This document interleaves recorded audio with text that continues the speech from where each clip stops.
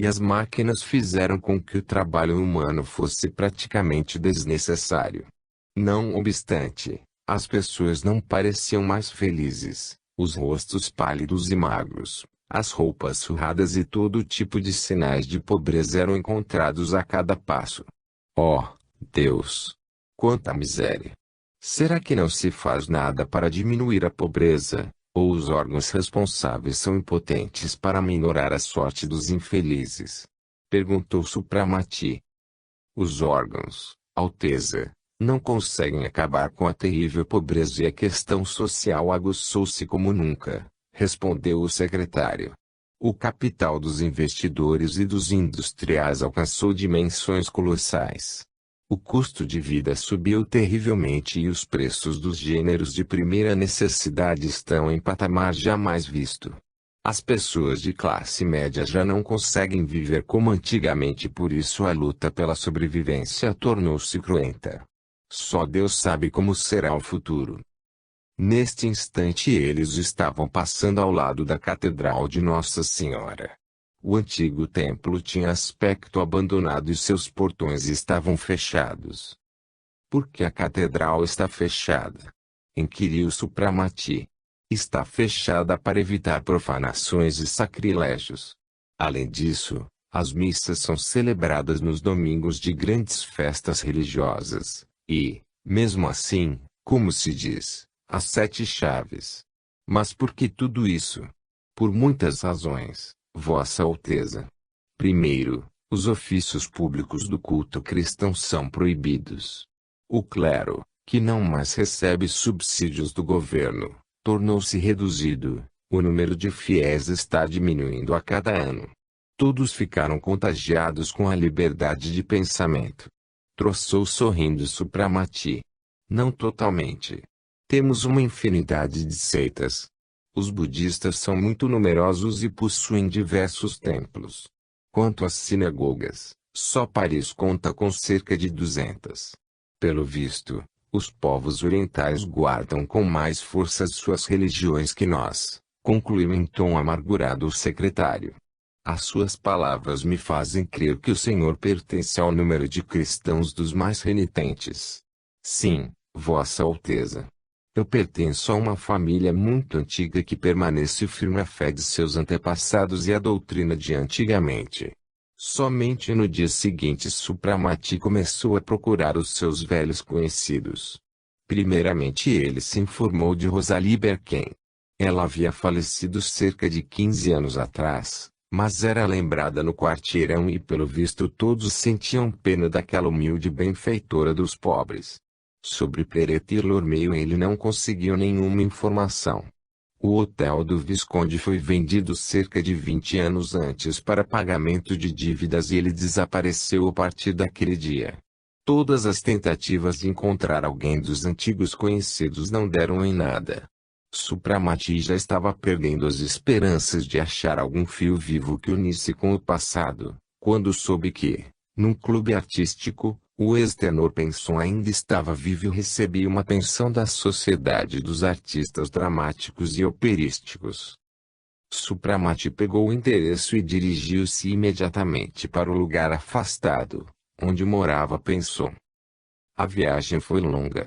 A residência do ex-tenor localizava-se nos arredores de Paris. Por ali ainda podiam ser encontradas pequenas casas cercadas de jardim, o que conferia àquele lugar um aspecto campestre e patriarcal. Ali habitavam pessoas humildes e trabalhadoras, funcionários da classe média ou aposentados, governantas, comerciários e trabalhadores de escritórios. Todas as manhãs, uma verdadeira miríade de bicicletas levava aquele povo ao local de seus afazeres diários. A casinha onde morava Penson era retirada e o jardim que a ladeava possuía uma alta cerca. A porta foi aberta por uma menina. No início ela anunciou que o avô não estava em casa, mas, depois de lançar um olhar para o bem vestido visitante e para sua suntuosa carruagem, ela convidou-o para entrar e esperar até que avisasse o avô. Eu gostaria que a senhorita só me indicasse onde está o senhor Penson. Eu sou um velho amigo dele e queria fazer-lhe uma surpresa. A menina levou-o ao jardim, cuja maior parte estava ocupada por uma horta. Apontando para um homem vestido numa jaqueta de nanquim e com uma grande chapéu de palha na cabeça, ela disse: "Ali está o meu avô." Em seguida ela se retirou discretamente. Ao aproximar-se, Supramati viu que o ex-tenor estava ocupado com o corte de alcachofras. Um grande cesto de seu lado estava cheio de pepinos, suculentos repolhos e outros legumes. Apesar de seus 80 anos, ele era um velho bem vigoroso e forte. Ao ver o visitante, ele foi ao seu encontro, mas, subitamente, recuou e soltou um ai surdo. A faca de jardim caiu-lhe das mãos. "O que foi?" pensou. "Eu assustei ou o senhor não me reconheceu?" perguntou Supramati, sorrindo e estendendo-lhe a mão. "Por Baco. Eu acho que o reconheci. Pessoas como o senhor não podem ser esquecidas. E ainda que o senhor me tenha assustado, não há nada de anormal nisso. Já faz, que Deus me perdoe, 40 anos que a gente não se vê. Consequentemente, pelas leis da natureza, o senhor deveria estar com uns 70 anos, e eu sei como é duro chegar a essa idade. O senhor, pelo visto, permaneceu como era, um belo jovem de 30 anos. Se o senhor não for o próprio diabo, no mínimo deve ter obtido dele um elixir contra a velhice. Oh! O diabo não tem nada com o meu aspecto externo. É que nós, os hindus, demoramos para envelhecer", explicou sorrindo Supramati. Provavelmente lisonjeado com aquela visita, o artista levou Supramati a um pequeno terraço anexo e não sossegou até ele aceitar um copo de vinho e uma cigarrilha. Conversaram sobre o passado e o futuro. Supramati interessou-se sobre o destino de algumas pessoas conhecidas de ambos. A maioria já havia falecido, mas, quando a conversa tocou o Visconde, o rosto do velho entristeceu. "Oh, sim. Eu sei o que lhe aconteceu. Para sua própria infelicidade ele ainda continua vivo, mas não sei se é por muito tempo. A vinda do Senhor será providencial, pois eu conheço a sua generosidade. Se o Senhor procura por ele, isso provavelmente aliviará os seus últimos dias. É esta de fato a minha intenção." "Mas qual foi a confluência dos fatos que o levou à miséria?" "Onde ele mora?" "Aqui perto, na casa de fundos de uma viúva que dá abrigo aos pobres dessa categoria, ou melhor, às pessoas de alta roda arruinadas. O senhor deve se lembrar que Lormeio gostava de viver bem e além do mais era um jogador. Antes de viajar, o senhor o recompensou bem, mas com o passar de alguns anos ele torrou tudo e os credores venderam os seus bens, ficando ele, por assim dizer, na rua. Todos viraram o rosto, pois ele se comprometeu com alguns atos mal vistos. A partir de então, ele foi levando uma vida bem obscura. Foi um croupier em Mônaco, depois foi um agente numa seguradora e, por fim, um membro de uma claque. Resumindo, descendo de degrau em degrau, ele acabou na miséria e totalmente doente, sendo recolhido pela benfeitora de que lhe falei. Tudo isso eu soube por acaso e então fui visitá-lo. A partir desse dia, à medida do possível, nós o ajudamos, pois ele necessita praticamente de tudo. A minha filha e a neta levam-lhe diariamente um prato de sopa, e de 2 velhas saias costuraram-lhe um roupão. Não temos muito para dar, mas aqui é duro ver a situação de penúria de um homem que já teve dias melhores. A pena por aquele homem comprimiu o coração de Supramati. Se não é longe daqui, poderia o senhor me levar à casa do Visconde? A 2 passos, eu terei imenso prazer em acompanhá-lo. Prontificou-se e pensou. Meia hora depois eles estavam entrando numa casinha semi-destruída e, através de um estreito e escuro corredor, foram dar num quarto úmido e sujo. Toda a mobília consistia de uma velha mesa, 2 banquinhos de madeira e uma cama rústica, na qual jazia um ser humano, envolto num cobertor surrado. Oh, infeliz, pensou Supramati, lembrando-se dos luxuosos aposentos do garboso esbanjador. Aproximando-se da cama, Supramati inclinou-se sobre o homem deitado com os olhos fechados. Com seu olhar de médico, ele imediatamente concluiu que diante dele estava um moribundo, mas nunca teria reconhecido Lormeio naquele esqueleto ressequido, metido em pele que mais parecia um pergaminho, sulcada por rugas profundas. Visconde, chamou Supramati, tocando a mão gelada do moribundo. Ao ouvir aquela sonora voz metálica, Lormeio estremeceu e endireitou-se como se recebesse uma descarga elétrica. Cerca de 1 minuto seus embaçados olhos vítreos fitaram desorientados Supramati, acendendo-se em seguida em chama de alegria. Estendendo-lhe as mãos trêmulas, o Visconde exclamou, tremendo com todo o corpo: Supramati, meu magnânimo protetor, meu pobre amigo!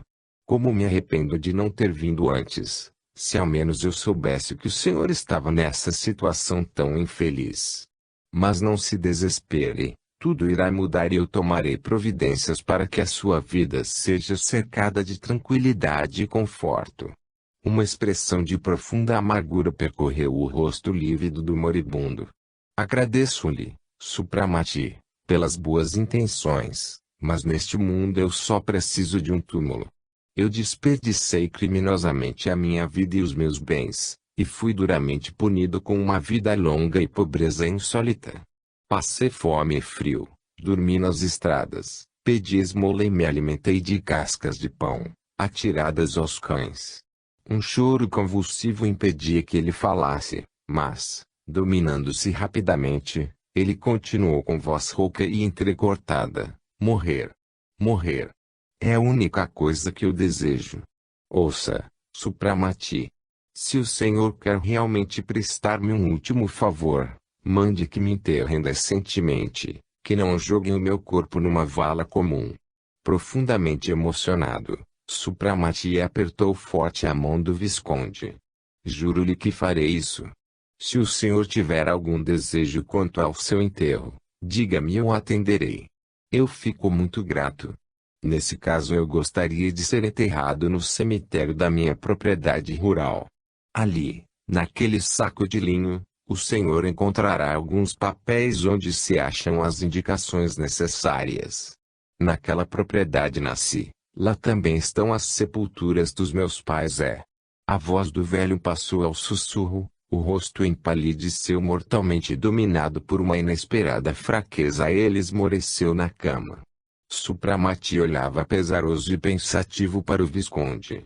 Ele sentia uma imensa pena por aquele pecador, tão duramente castigado, e ao mesmo tempo uma vontade de salvá-lo com algumas gotas do elixir da longa vida. Não estava ele também a ponto de morrer, quando apareceu um desconhecido, salvou e o fez rico, independente e sábio? Talvez o Visconde, purificado por sofrimento, arrependa-se e torne-se um seguidor. Nenhuma lei, nenhuma condição impedia que o adepto e o detentor da essência primitiva dela não pudesse se utilizar a seu critério e aumentar a corrente dos membros da Irmandade. Daquir havia-lhe dito que nenhuma responsabilidade recairia sobre aquele que, sob a influência de um ímpeto de magnanimidade ou pena, imortalizasse alguém, pego aleatoriamente sem qualquer escolha. Supramati já tinha posto a mão no bolso para pegar o minúsculo frasco, quando um novo pensamento lhe assomou à mente. Praticaria-lhe uma boa ação ao Visconde, dando-lhe a vida eterna? E se, incapaz de um trabalho sério, ele, gozando de perfeita saúde e detentor de imenso patrimônio, recair em seus antigos vícios e tornar-se um outro Narayana, ainda mais desprezível e mesquinho que o primeiro? Não teria sido o Visconde um representante genuíno de gente ociosa e pervertida que só vive em função de prazeres, sempre pronta a lamber a mão mais esquálida que lhe ofereça o ouro? Não. É sábia a lei que arrasta para a vida do além-túmulo seres inúteis e com vícios. Todas estas reflexões, longas para serem descritas, duraram apenas alguns segundos. Lançando um último olhar para o corpo quase exânime, Supramati virou-se suspirando fundo e saiu do quarto. Antes de se sentar na carruagem, Supramati agradeceu a Pensum, Pediu-lhe para alugar para o Visconde um lugar decente e fazer todo o possível para minorar o sofrimento de seus últimos minutos. Disse também para pegar os papéis do Visconde para atender ao último desejo do infeliz e enterrá-lo junto a seus pais. O tenor aposentado aceitou as incumbências e prometeu avisá-lo da morte do Visconde, o que não iria demorar muito. Supramati dirigiu-se para casa com o coração oprimido. Apesar da convicção de ter agido bem, parecia-lhe ter assinado a sentença de morte e esta pesada impressão oprimiu-o pelo resto do dia. Somente à noite, ao ficar a sós com Nara, ele contou-lhe em que situação encontrara o Visconde e tudo o que sentiu e pensou em relação a ele. A jovem ouviu triste e pensativamente, e apertou participativa sua mão. Você fez bem, Supramati, e não pode se censurar por não ter salvado a vida inútil e criminosa de um homem totalmente incapaz de suportar a dura provação de uma vida quase eterna. Não se esqueça de que, se não quiser ser como Narayana, é preciso trabalhar duro e espiritualizar-se em vivo. Para dizer a verdade, o nosso destino é terrível e os adeptos não devem aumentar demasiadamente as suas fileiras. Eu mesma tenho na consciência alguns pecados semelhantes, mas eu dei a essência da vida somente a pessoas úteis e trabalhadoras, que sobem obstinadas e enérgicas a estreita vereda do progresso. E você, que não pensou em preservar para o bem dos pobres a vida útil da Madame Rosalie, chora por não ter dado a imortalidade a um patife. Era justamente o que eu dizia para mim. Desconheço a razão de eu ter tanta pena de um homem moribundo, cuja salvação estava em minhas mãos. Você teria prestado para ele um mau serviço. Uma vida eterna às vezes pode se constituir num suplício insuportável para as pessoas incapazes de se adaptarem às condições anormais. A propósito, eu me lembro de um episódio que quero lhe contar e cujo protagonista foi Narayana, incorrigível em sua leviandade criminosa, apesar de seus conhecimentos sobre os mistérios da vida. Aconteceu por volta de 1340 e 1350. Nós passamos com Narayana alguns meses na Itália e íamos à Bavária, onde ele possuía um pequeno castelo do qual agora não sobra nada. Lá, Narayana tinha a intenção de se dedicar a algumas experiências mágicas junto com um dos nossos, que vivia nos arredores. Ainda que nos utilizássemos de todas as facilidades a que tínhamos acesso naquela época, a viagem era por demais morosa, pois as estradas eram uma lástima e à noite tínhamos de parar. Certo dia, ao passarmos pelo Tirol, fomos pegos em meio a uma terrível tempestade e ficamos numa situação difícil, pois, como era de nosso conhecimento, por perto não havia nenhuma casa para nos abrigarmos. Então, um dos cavalariços, natural daquele país, sugeriu levar-nos a um pequeno castelo ali perto, fora da estrada principal. Narayana aceitou alegremente a proposta e o cavalariço foi nos levar através de atalhos para um vale isolado em direção ao castelo, grudado numa escarpa. Nós fomos recebidos de braços abertos pelos proprietários do castelo, pessoas simples, bondosas e hospitaleiras. A família compunha-se de um cavaleiro, sua esposa, 3 filhos e alguns serviçais de fisionomias patriarcais. Durante uma conversa que se entabulou no jantar, Narayana começou a perguntar ao cavaleiro sobre a vida e os anseios dele e da esposa quanto ao futuro. Os cônjuges responderam que eram muito felizes. O belo vinhedo proporcionava-lhes bastante vinho.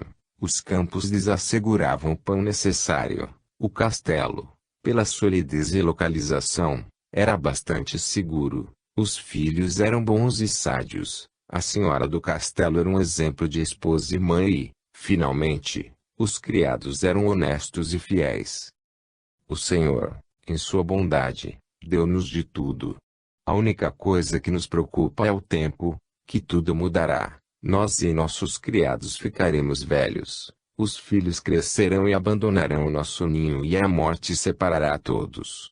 Se por algum milagre tudo pudesse permanecer como está, Se nem a morte nem a velhice nos ameaçassem, então todos os nossos desejos seriam realizados, concluiu rindo o bom cavaleiro.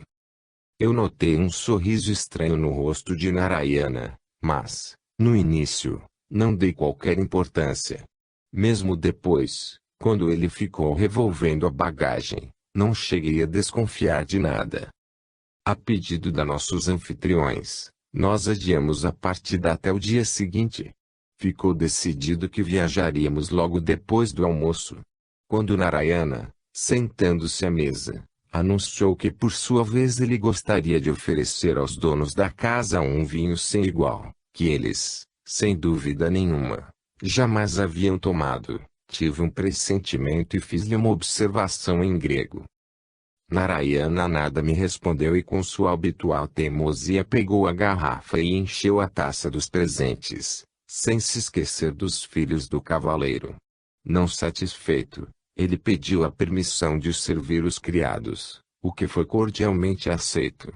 Eu estava tremendamente perturbada, sem acreditar que ele pudesse abusar da confiança daqueles infelizes, mas, antes que eu pudesse tomar alguma providência, eles secaram as suas taças. Ao ver que todos caíram, como se fulminados por um raio, eu entendi que o mal já estava feito. O que você fez? Gritei eu possessa. O que eu fiz? Dei-lhes a felicidade que eles queriam. Eles não mais ficarão velhos nem morrerão, respondeu ele rindo. O seguir, umedecendo com aquele terrível líquido 2 pedaços de pão, ele os deu a 2 cães caçadores, deitados embaixo da mesa.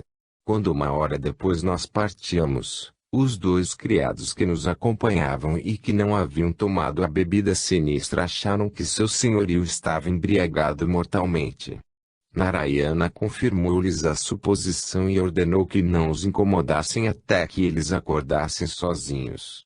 180 anos depois nós passávamos pelo mesmo caminho e Narayana, lembrando-se do episódio, disse que queria visitar o castelo. Eu me recusei categoricamente a acompanhá-lo e fiquei num hotel próximo, enquanto Narayana partiu. Ele voltou no dia seguinte e começou a contar alegremente como no castelo, de início, foi tomado por diabo. O criado que serviu a mesa naquele dia fatídico atirou-se no chão e começou a chamar em auxílio todos os santos do paraíso. O cavaleiro, mortalmente pálido, sacudia-lhe em ameaça uma cruz e a esposa borrifou com água benta.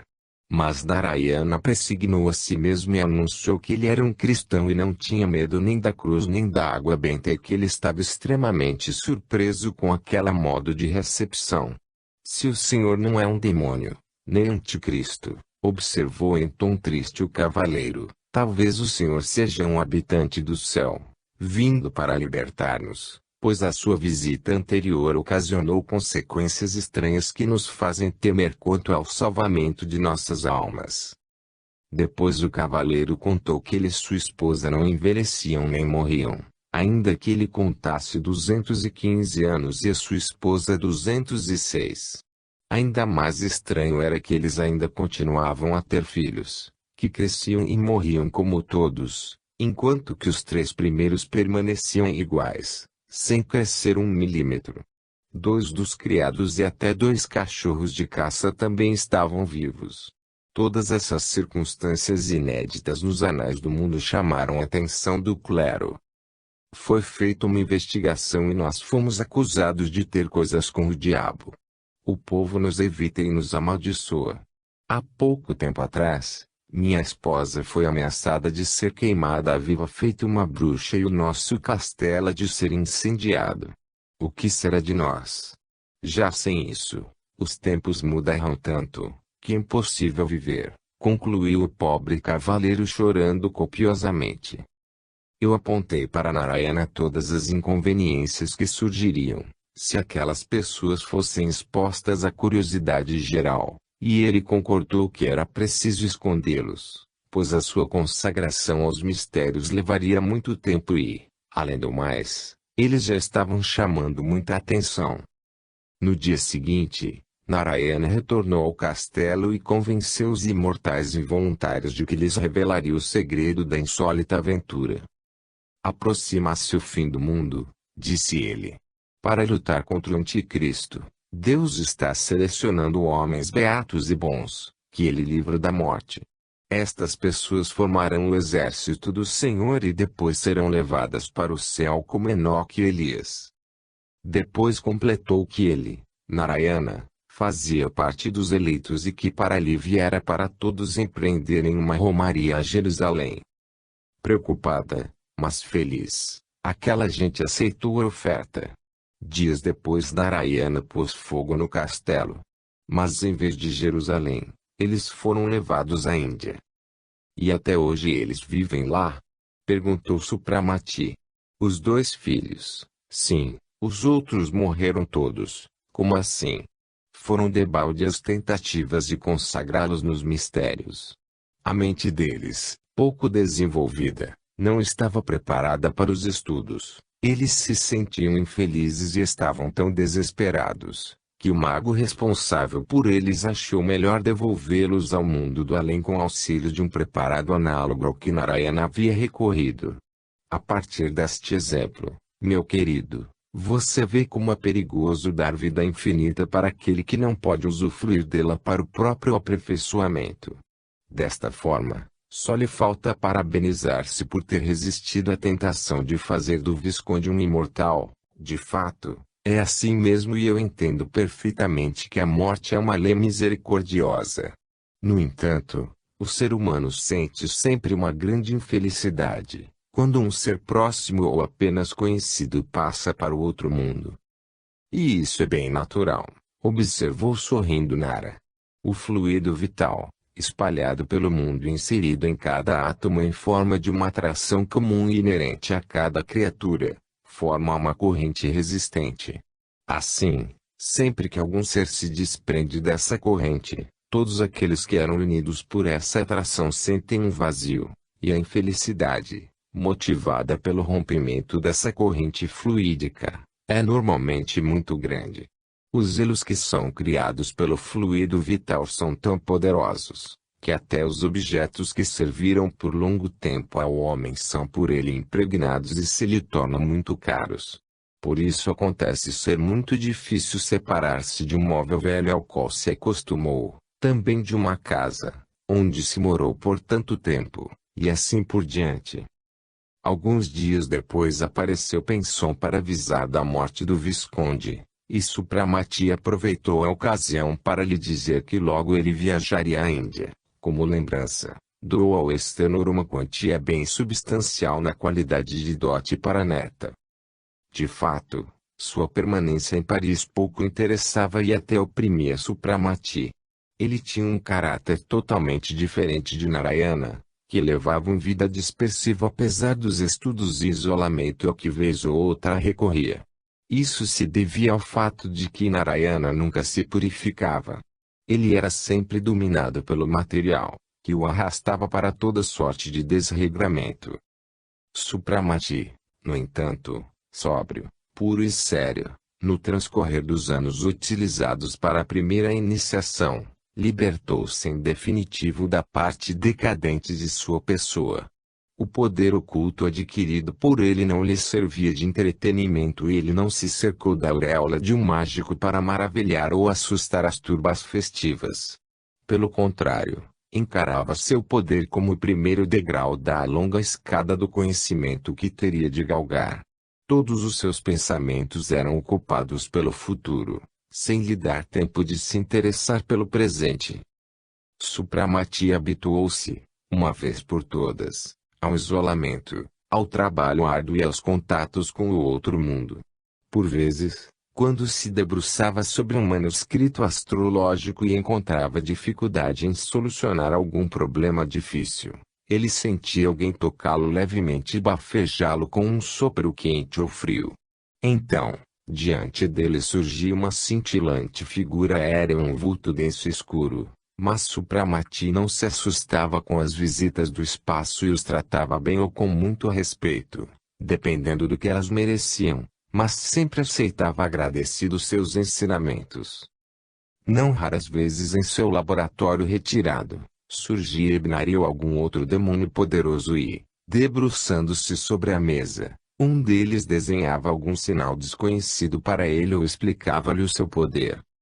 Fica claro que, com este tipo de caráter e tal orientação da mente, Supramati ficava entediado e se sentia um estranho no meio daquela turba leviana e ignorante em que vivia.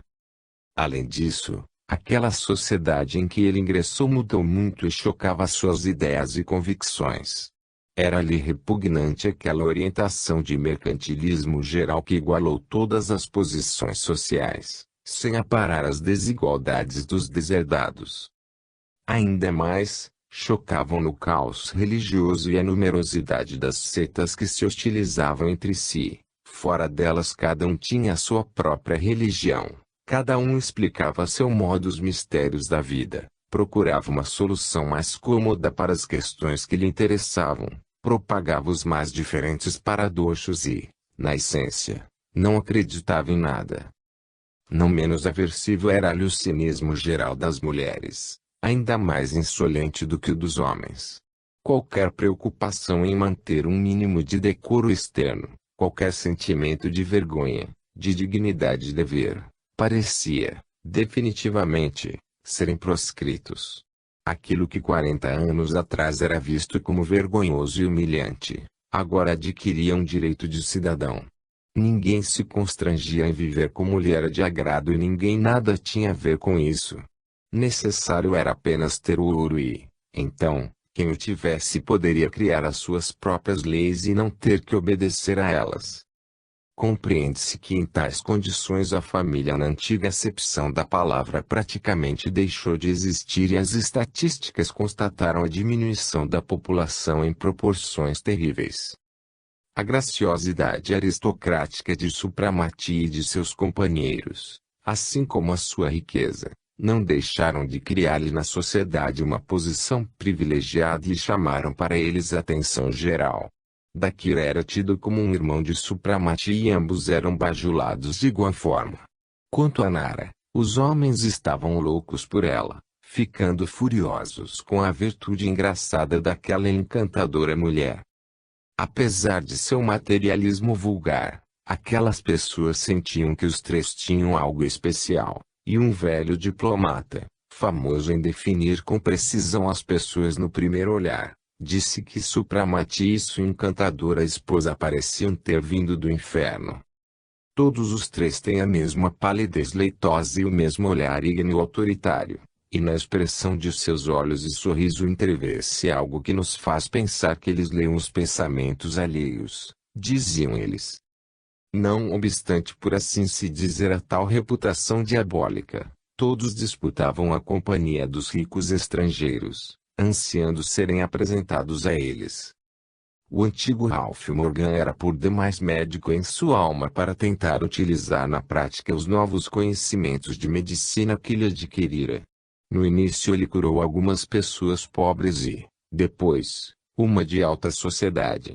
Mas essa série de curas miraculosas trouxe-lhe uma fama tão grandiosa e ameaçava com tantos clientes, que Supramati achou por bem sumir para mais longe possível.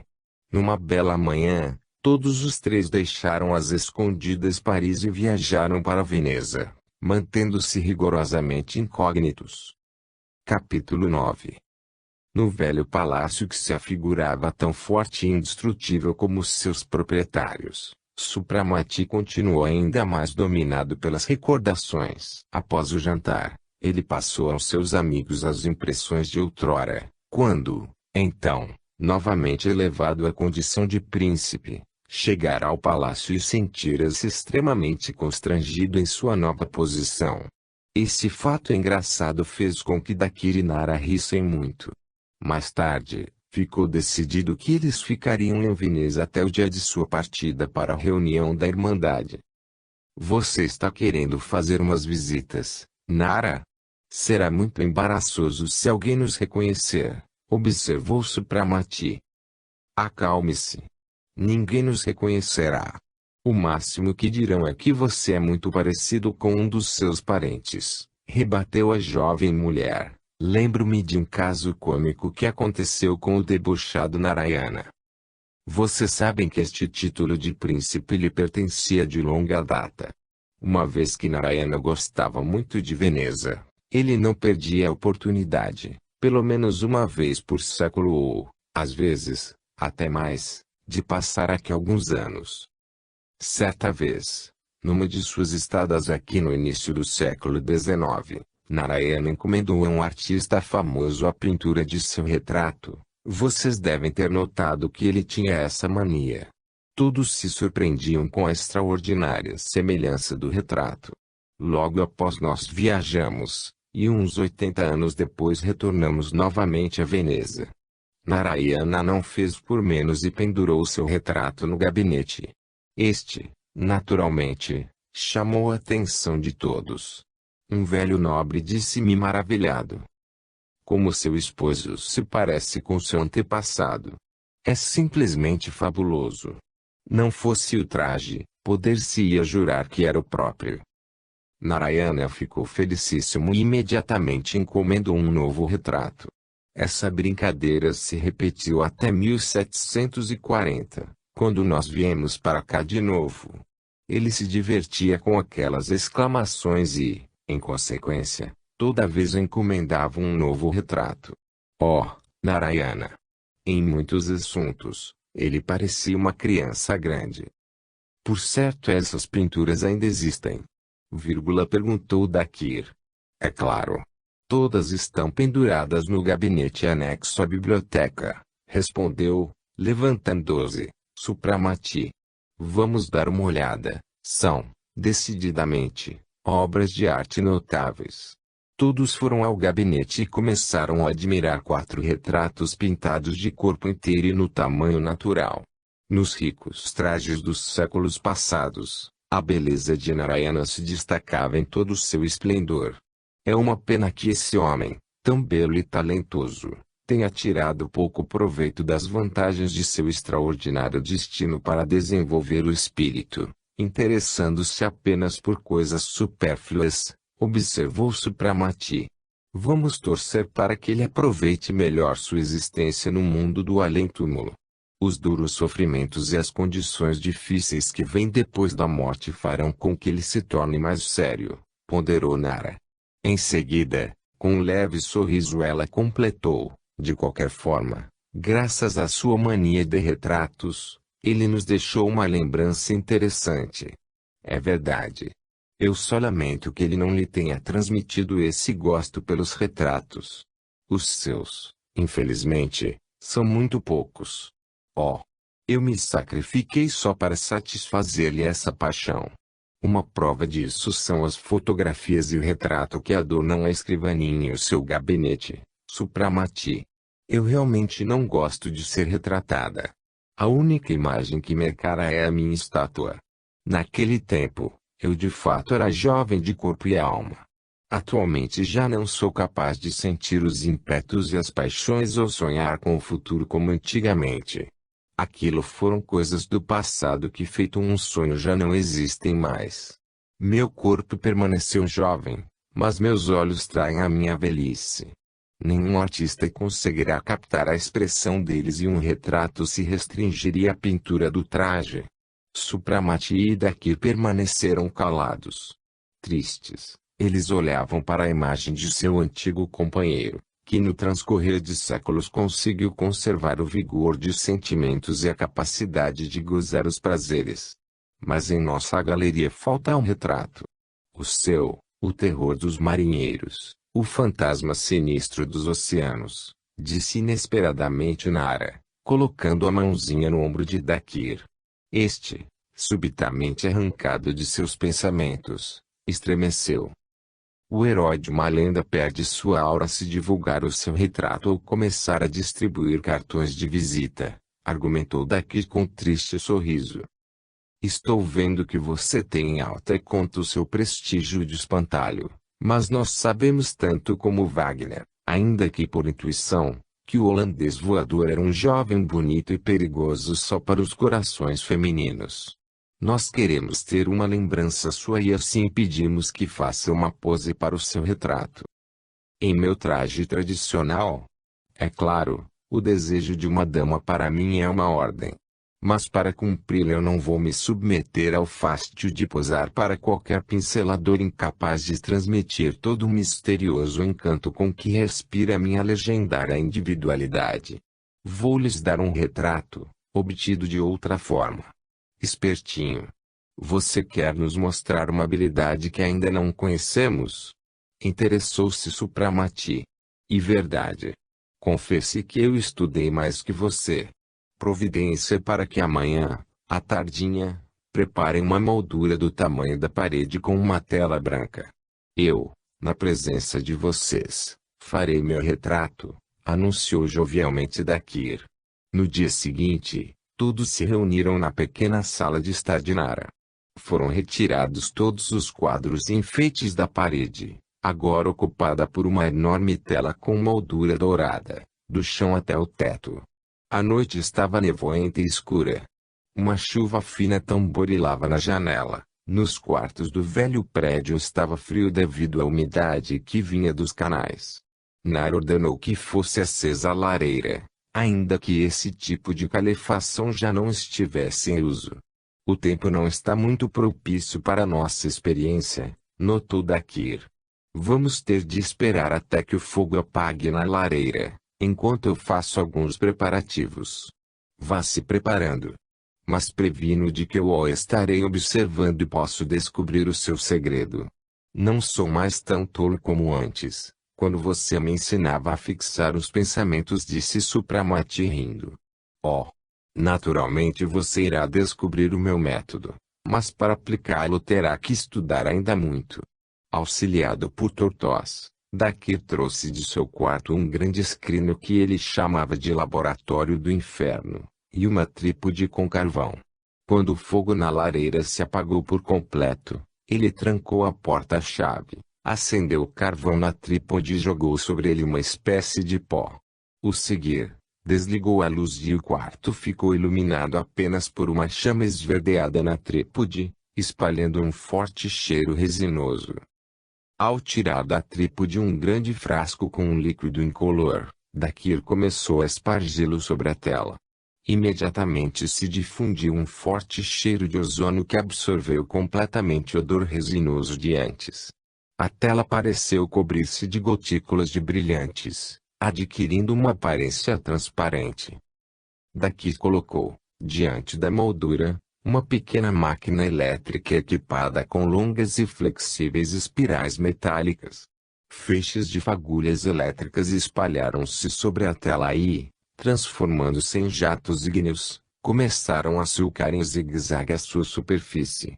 Depois, cobrindo todo o fundo da moldura, formou-se uma camada nevoenta e fosforescente que se agitava feito água bafejada por vento.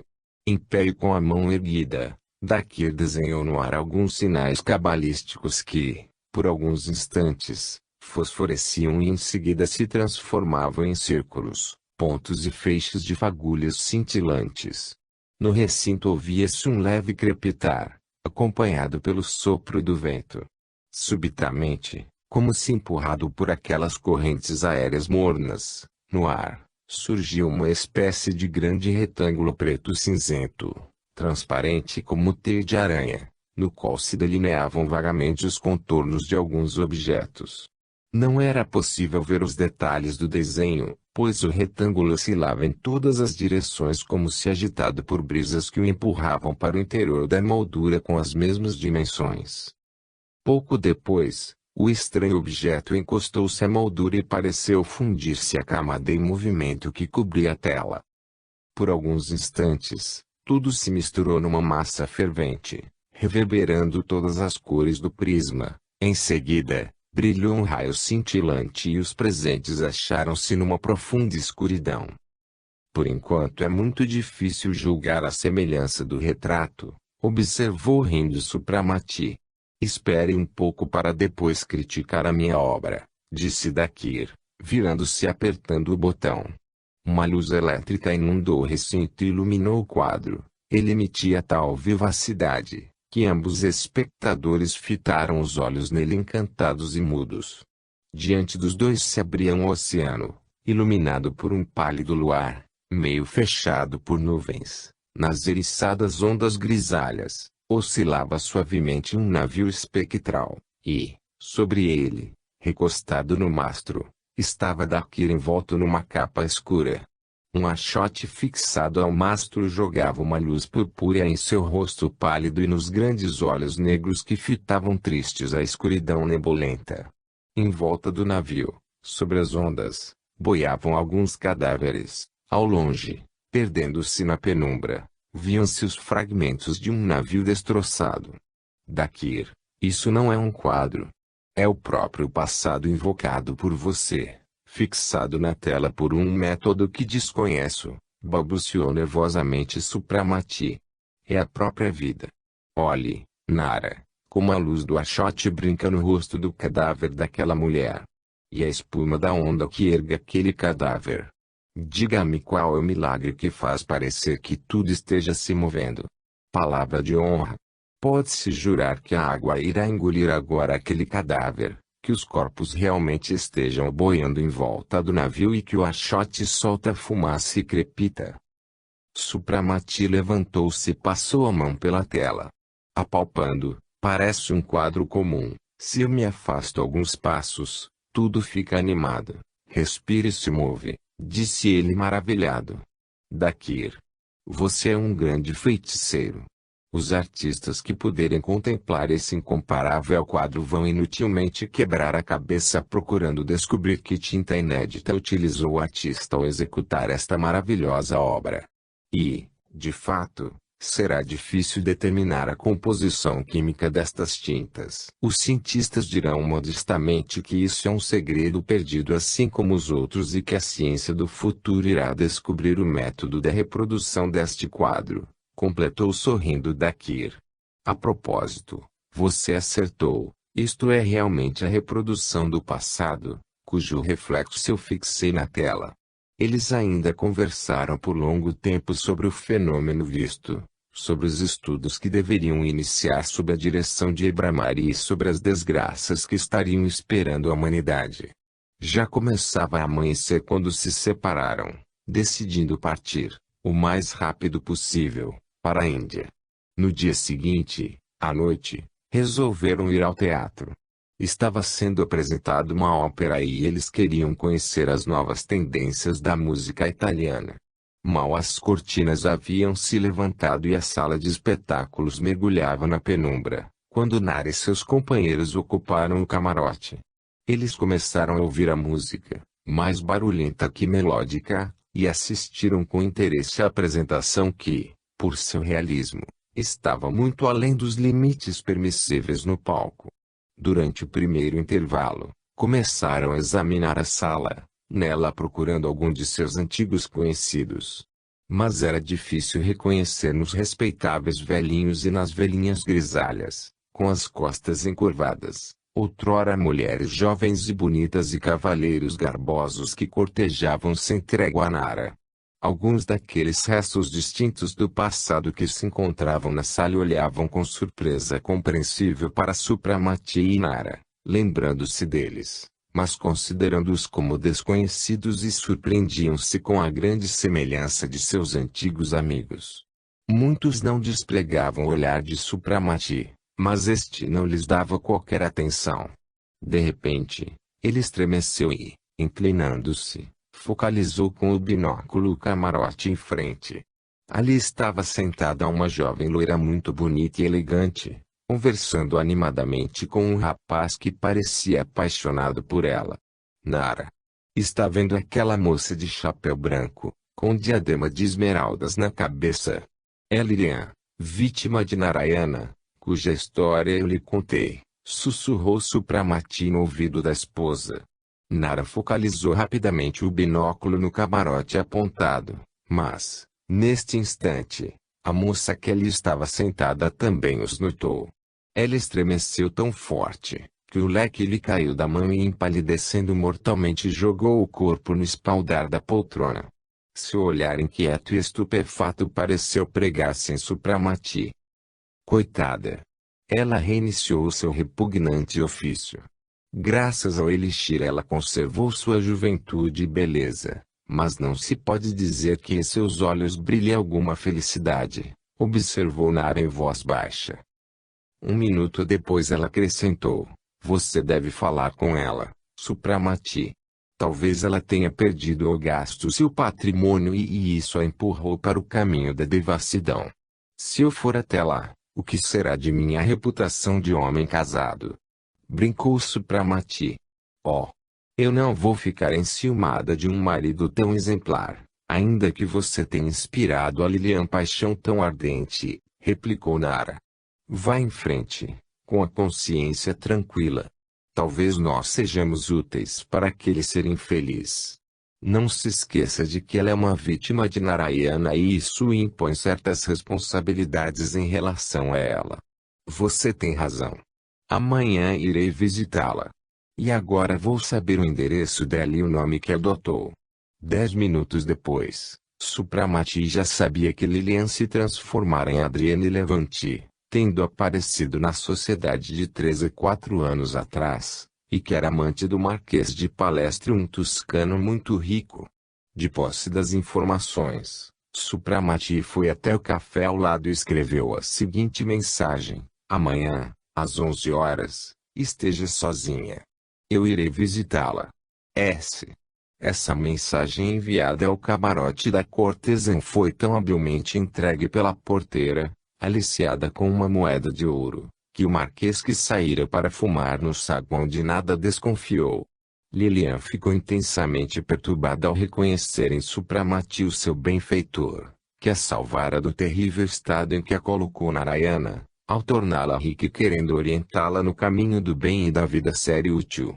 Ela não se esquecera do belo e magnânimo jovem que não se dignou a amá-la, e, ainda que ele não lhe desse qualquer notícia, continuava um ideal inacessível em seu coração.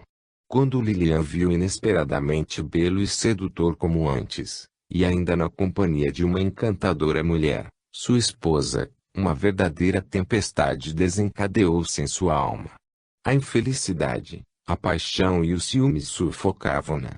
A mensagem de Supramati acalmou-a um pouco. Ele a reconhecera e queria vê-la. Isso já era um consolo. Lilian sentiu que não estava em condições de ficar no teatro e em função disso, assim que o marquês retornou, alegou não estar bem, o que era confirmado por sua palidez e aspecto abalado, e voltou para casa. Ela passou uma noite insone. Nas longas horas de devaneio solitário e no silêncio noturno, rememorou todo o seu passado, toda a estranha e inexplicável epopeia de sua vida. Mais tempo que o normal se arrastavam as horas da manhã que antecediam a chegada de Supramati. Em pé, no balcão, Lilian escrutava com o olhar os passantes. O seu coração palpitou acelerado e a respiração ficou ofegante quando, junto da entrada, parou uma gôndola, dela saindo Supramati. Lilian recebeu-o no boudoir. Ela estava tão emocionada, que não conseguiu soltar uma palavra e, estendendo-lhe calada a mão, apontou para a poltrona. Estou feliz que um acaso novamente me tenha feito encontrá-la jovem e bonita, disse ele, apertando-lhe amistosamente a mão. Entretanto, eu não posso esconder, Miss Lilian, que estou muito triste em encontrá-la num caminho espinhoso e humilhante, que eu tinha a esperança de que a senhora a abandonaria para sempre. Um rubor escuro cobriu-lhe o rosto. O senhor toca diretamente no ponto dolorido, mas ao senhor, meu benfeitor, eu devo fazer uma confissão completa e relatar-lhe sobre aquele estado em que o senhor tão generosamente, não, Miss Lilian, a senhora não me deve nenhuma explicação ou confissão, interrompeu a Supramati. Mas se quiser confiar-me, como a um amigo, o que aconteceu durante os longos anos de nossa separação, eu ficarei reconhecido. Acredite, estou muito interessado em seu destino. Não será a senhora uma vítima da leviandade criminosa do meu irmão Narayana. Oh! Eu ficarei feliz em confiar-lhe tudo. Mas depois o senhor também, por sua vez, responderá uma pergunta que eu tenho e me explicará os mistérios que ocorrem em meu corpo. Eu lhe transmitirei apenas os fatos inéditos que aconteceram comigo. Estou adivinhando o que a senhora quer saber e responderei à medida do possível. Após a sua partida, eu tentei honrar a minha promessa e iniciei uma vida nova. Estudava, li e me aperfeiçoava em canto e música. Além disso, sob a direção de Madame Rosalie, eu me dedicava a causas beneficentes e frequentava a igreja. Devo confessar que todas essas atividades, às quais não estava habituado e me entregava mais por obrigação do que por convicções íntimas, não preenchiam a minha vida e deixavam o meu coração vazio. A felicidade momentânea que eu experimentava ao minorar a miséria de algum pobre, ou ao ver o meu sucesso nas apresentações de piano, não me satisfaziam. A única pessoa para a qual eu queria mostrar os meus talentos e por cujos elogios ansiava estava longe e não dava qualquer notícia de si. Se a senhora buscasse a aprovação divina e não de uma pessoa, tão imperfeita como a senhora, seu coração ficaria satisfeito, disse Supramati meio constrangido, meio nervoso. Não estou querendo justificar as minhas falhas e fraquezas. Eu só quero confessá-las para melhor expor os motivos dos meus erros consequentes, rebateu Lilian suspirando pesadamente. Mas, continuando, durante 3 anos, levei uma vida isolada e de trabalho, sem encontrar nenhum conhecido, até que um dia me encontrei com o Visconde de Lormeio, que eu não via desde a minha catástrofe com Narayana. O Visconde de nada sabia. Alegre em me ver, disse que não me largaria, pois tínhamos muito o que conversar. Fomos ao jardim de um café que, por ser cedo, estava quase vazio, e me contou que Narayana havia morrido e ele sucedeu o seu irmão. Ele se desfez em elogios a respeito do senhor. Concluindo, ele me contou que o senhor se casou em Veneza e depois partiu para a Índia. Lilian calou-se indecisa, provavelmente perturbada e constrangida. Bem, Miss Lilian. Continue. Suponho que lhe foi muito desagradável a notícia. Sobre o meu casamento secreto, observou Supramati sorrindo. O senhor tem razão, reconheceu ela. Fiquei furiosa. Eu interpretei o seu casamento com aquela encantadora mulher, provavelmente merecedora do senhor, como uma ofensa pessoal. Em minha fúria, eu me senti livre do meu compromisso de levar uma vida honesta, sem compreender na minha cegueira que a virtude é útil, sobretudo, para aquele que a ela se atém. Apesar dos pedidos e ponderações de Rosalie, irrefletidamente mergulhei em todo tipo de devassidão mundana, mas o meu coração permanecia vazio e, nas horas de solidão, os remorsos me dilaceravam por ter desdenhado os conselhos do meu benfeitor. Para preencher aquele vazio e sufocar a consciência pesada, lançava-me na prática de toda sorte de cessos. Eu buscava sensações fortes, apostava na bolsa e na roleta, e acabei por gastar todos os meus bens numa especulação arriscada. Perdi tudo que tinha, mas isso não me deixou aborrecida.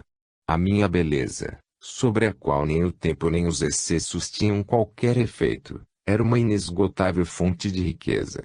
Eu não conseguia atinar porque a minha beleza não murchava.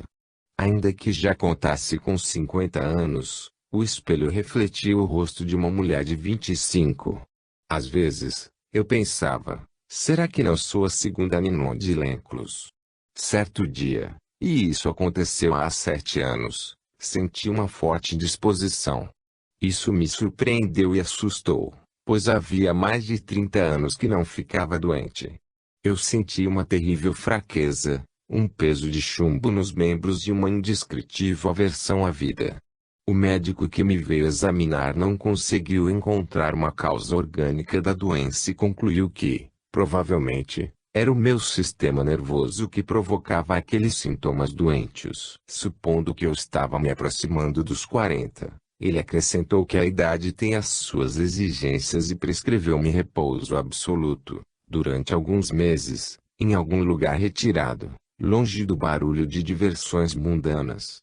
Eu deveria viver, preferencialmente, num local com ar puro, passar o maior tempo possível passeando na floresta, tomando leite, mantendo um regime vegetariano, enfim, nada fazendo ou vendo para proporcionar ao organismo um repouso completo. Segui o conselho do médico e fui morar numa fazenda retirada no sul da Alemanha. Os donos eram pessoas pobres, simples, boas e honestas. Sua pequena propriedade era cercada pela floresta, o que,